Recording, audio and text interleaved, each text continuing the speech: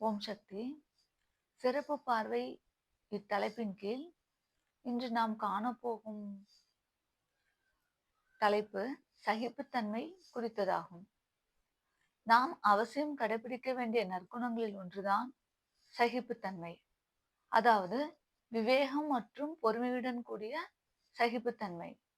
இன்றைய காலகட்டங்களில் நாம் விஞ்ஞான யுகம், டிஜிட்டல் யுகம், கணினி யுகம் என பறந்தாலும் இயற்கை தன் குணம் மாறாமல் இருப்பதனாலே தான் நாம் வாழ முடிகின்றது.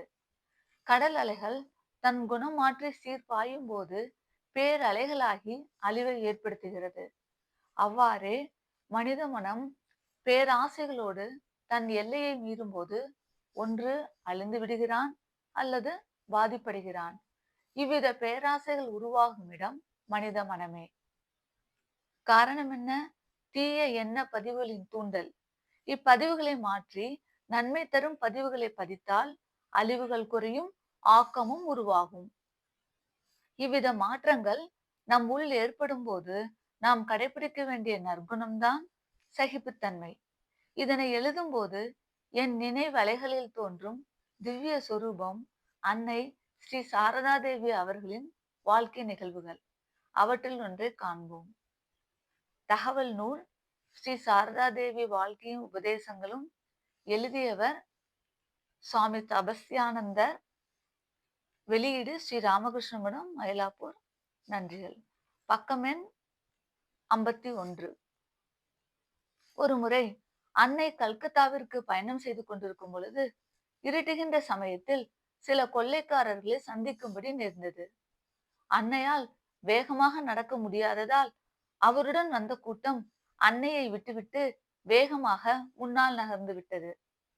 இருட்டுகின்ற நேரத்தில் மனிதர் எவரும் இல்லாத நடுக்காட்டில் அன்னை தனியாக விடப்பட்டார்.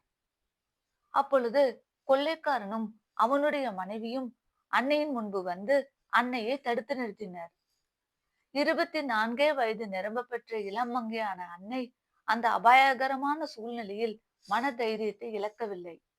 அவர்களை அப்பா என்றும் அம்மா என்றும் அன்பொழுக அழைத்தார். அன்னையின் குரல் அவர்களிடமிருந்த தாய்மை குணத்தை எழுப்பிற்று. தான் தனித்து விடப்பட்டுள்ள அச்சூழ்நிலையை பற்றி அன்னை அவர்களிடம் விவரித்தார். இளம்பெண் ஒருத்தி தங்களிடம் கொண்ட பூரண நம்பிக்கையை கண்ட அந்த கொள்ளைக்கார தம்பதிகள் அன்னையிடம் மிகவும் அன்பாகவும் மென்மையாகவும் நடந்து கொண்டனர். அந்த இரவு அன்னையை நன்கு கவனித்துக் கொண்டதுடன் மறுநாள் அன்னையுடன் வந்த கூட்டத்தினருடன் அன்னையாரை சேர்த்தும் விட்டனர். சிக்கலான சூழ்நிலையில் அன்னை சாரதையின் விவேகம் நிறைந்த சகிப்புத்தன்மை கொள்ளைக்காரர்களிடமிருந்து காப்பாற்றியது.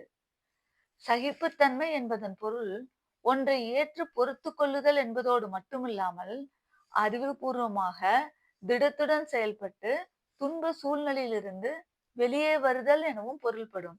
அன்னை சாரதை அவ்வாறுதான் நடந்து கொண்டார்.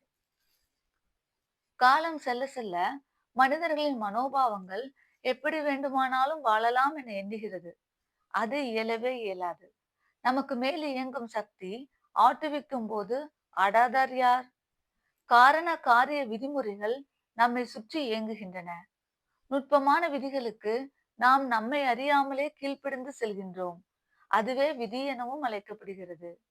விதி சதி செய்து விட்டது என்கிறோம். ஏன் சதி செய்தது? பின்னணியில் உள்ள காரணங்கள் நாம் அறிய ஒண்ணா சூட்சும எண்ண பதிவுகள். ஆகவேதான் எண்ணங்கள், நம் சிந்தனைகள் மாற்றம் பெற வேண்டியது அவசியம் என்பதை உணர வேண்டிய சூழ்நிலையில் தற்பொழுது நாம் உள்ளோம். இனி அடுத்த சிறப்பு பார்வையில் வேறொரு தலைப்பின் கீழ் காண்போம். ஓம் சக்தி. தொடர்ந்து கவனிப்போம். ஓம் சக்தி.